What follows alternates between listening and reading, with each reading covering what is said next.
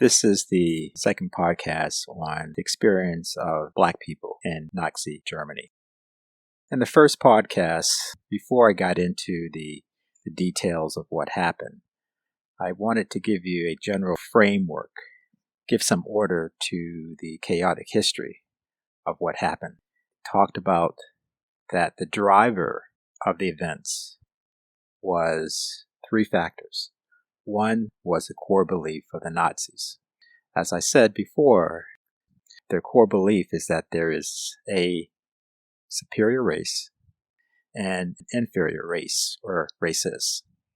The superior race is white. That's overly simplistic, I grant you.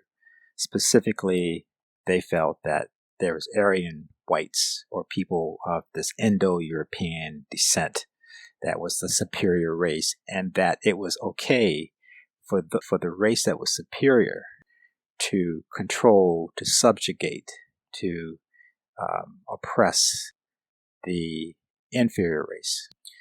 That inferior race could be Slovaks, could be Jews, Romas, Gypsies, and so forth, and certainly people of African descent. So it's important to remember that those people, the Nazis, with the guns and power, their point of reference is we are superior to them, and those others are either to be destroyed or to be used for our benefits. That's their point of reference. What modified their behavior was time, the pre-Nuremberg law period, the Nuremberg laws, and the fall of the Third Reich. And we talked about how that played a role in the case that I presented before. And I also talked to you about that under the category of people of African descent, the Nazis had their own categories that modified how they treated people of African descent. There were the Afro-Germans. There were Africans. There were Afro-Europeans and African Americans. As we go through this history, it's important to remember the belief system of those in power, that the inferior other, and that's group people of African descent, there were subgroups, and it's also important to remember the timeline. Before we deep dive into the chaos, before we go into this kind of heart of darkness of Nazi Germany, of the Third Reich, we need to go back to the First Reich. And I know this seems confusing, but stay with me. I only got a few of you who really tune into this, and I don't want to lose the 2 or 3 of you who do, but it's important that we go back to the First Reich in order to understand what happened to Black people in the Third Reich. The Reich means the rim or the empire. And so there's 3 German empires. And the first German empire was the empire under the Industrial Revolution, when Europe discovered, in a sense, Africa. As Europe moved from being an agricultural-based economy to a more industrial type of economy with factories, they needed the oil to keep the engines running. They needed iron and ore and so forth. And Africa was a source of that. And they also began to look more for land because Europe was already carved out, and Africa was looked at as this open area that was open for anyone to grab. And during the Industrial Revolution, things were getting very tense as to who should get the best parts of Africa, who should get the ports, who should get the areas where the gold and the diamonds were, and so forth. In 1884, there was a conference, the Berlin Conference. Basically, what happened with that was that Africa was divided into pieces, and it was based on the interests of Europeans, not on the interests of Africans. When you colonize a country, you're not trying to work out a treaty with the tribal leaders or the government of that country. You're taking over the country to control it. And what's implied, overtly or covertly, is we are the superior ones. We have the power here, and you will follow what we tell you to do. So this was the beginning of this culture of domination over African people with the Berlin Conference. And I have to give a shout out to one man. His name is August Bebel. He was the chairman of the Social Democratic Party. And he gave an amazing speech in March of 1904. He said, colonization of Africa is morally wrong. You don't dominate a people. You don't oppress them.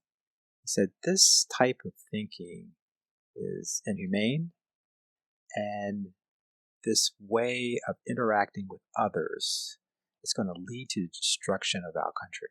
And it's not just a moral destruction, he said, but it will lead to the complete destruction. And he spoke these words in 1904. Adolf Hitler was 5 years old at the time. What we see here is that he was warning Germany against this perspective of looking at others as being a group that you can just control for your gain. Okay? So the reason why it's important to go back to look at the First Right is that we see the beginning of this mentality of looking at Africans as a group of people that you can control, oppress for your good. The second reason to go back is to examine what happened in German South Africa with the Herero people, specifically with the Nama and Herero people, but I'm going to focus on the Herero people because it really did shape German history. I will explain to you how at the end. The Herero people were herdsmen. They lived in the grassland of southern Africa. Their survival was tied to the land and the cattle. When the German immigrants started to come to their country, they worked out an agreement where they gave them land and said, this is your land, and you can also have cattle, and we'll do what we can to help you. In time, that was not enough, and the Germans demanded more and more land and more cattle. There was also some small conflicts between the two, and from 1883 to 1904, there were small conflicts, armed conflicts, and the Herero always lost. And then there was a German plan, to place these tribes people on a reservation using the model from the United States. And the Hereros said no. Their supreme chief, Samuel Mahero, in January 12, 1904, fought back.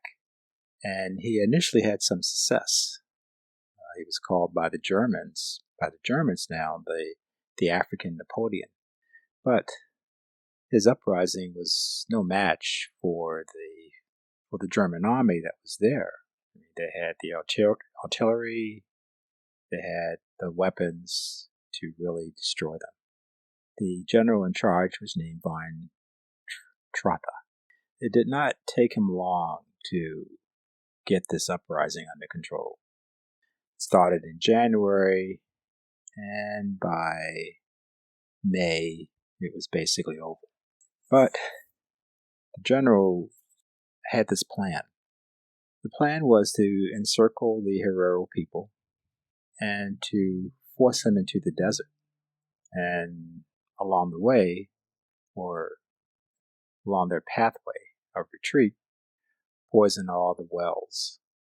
So they were heading into a desert of death. So you have an entire people that was surrounded, being forced into a desert.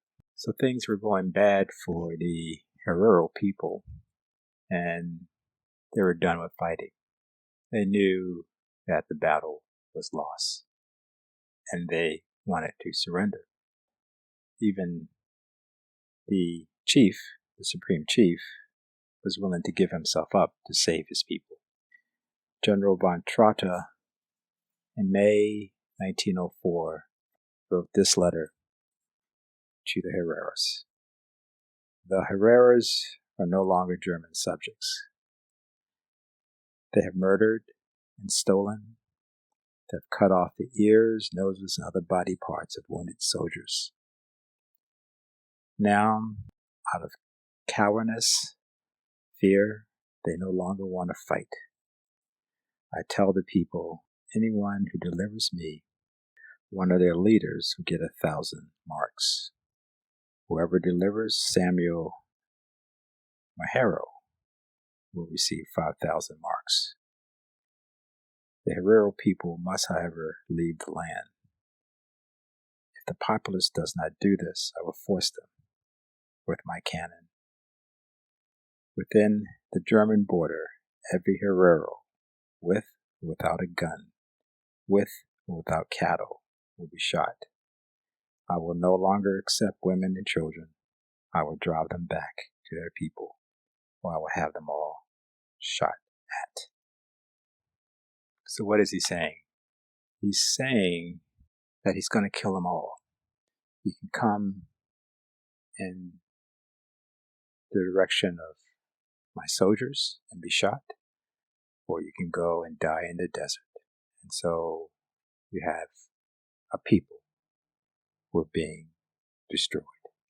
In time, he let them out of his trap.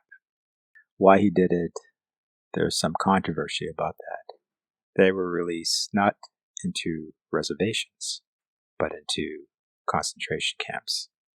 The concentration camp was not something that was created by the Germans. We saw this with the Spaniards, in Cuba, and with the British in the Boer Wars. But the Germans created a special twist to it, a very, very dark twist. Now, I need to remind you that this is an example of a concentration camp that precedes the Nazis. And it is the first concentration camp created by the German Empire. And there were several, and they all were in German Southwest Africa, housing the Nama and Herero people, mostly Herero people. So, what is the prototype that they created here, or the template for a concentration camp? Well, first, let's define what a concentration camp is. It's a place where there's a detention of civilians, where people who are perceived as somehow enemies of the state are housed. The unique structure of the camps that was created with the Herero were, one, it was a place where there was forced labor. And the forced labor would have been mining, taking care of cattle, and so forth. Two, it was a killing center. Those who were dead weight, quote unquote dead weight, were killed. Those who could not be an excellent worker, could not bring profit, were eliminated. And third, and this is very uniquely German here, there was a place for medical experimentation. The Herero people were practiced on for sterilization. There was medical experimentation where they were injected with smallpox and typhus and tuberculosis.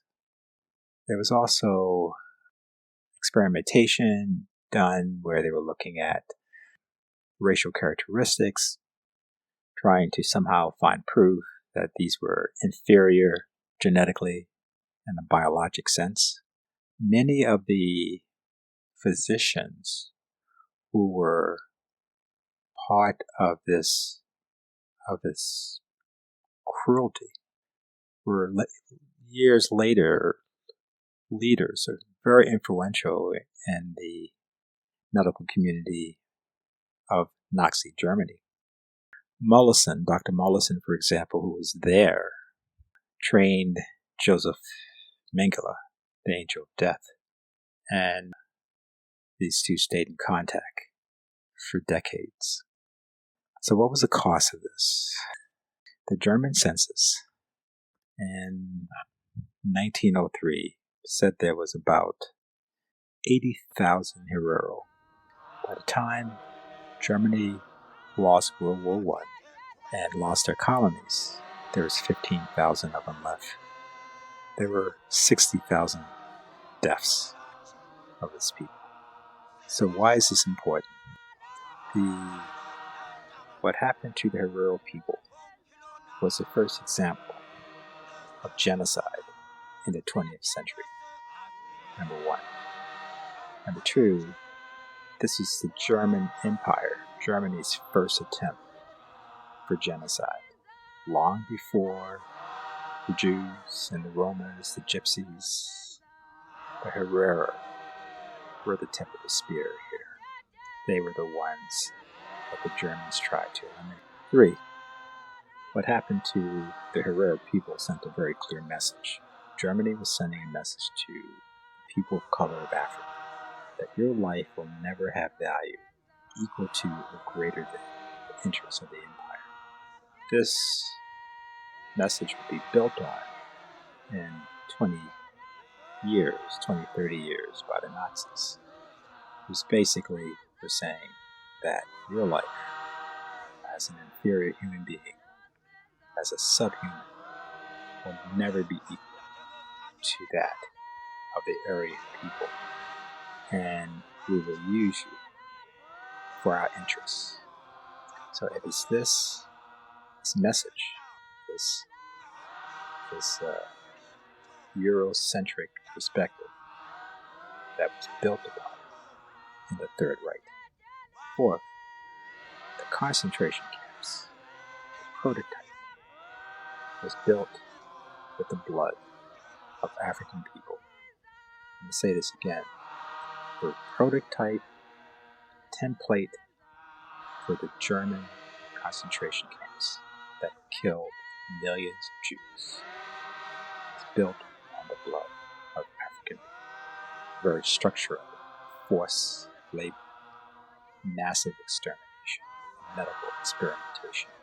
They didn't start in World War II or with the Nazis. It started before with the Herreros. And there's no question about this. Nobody challenges the history here. That is very rarely spoken about. Okay. This ends my second podcast. In the next podcast, I need to begin talking about the African migration to Germany, why it happened, and what the initial response was to that migration. Thank you for listening.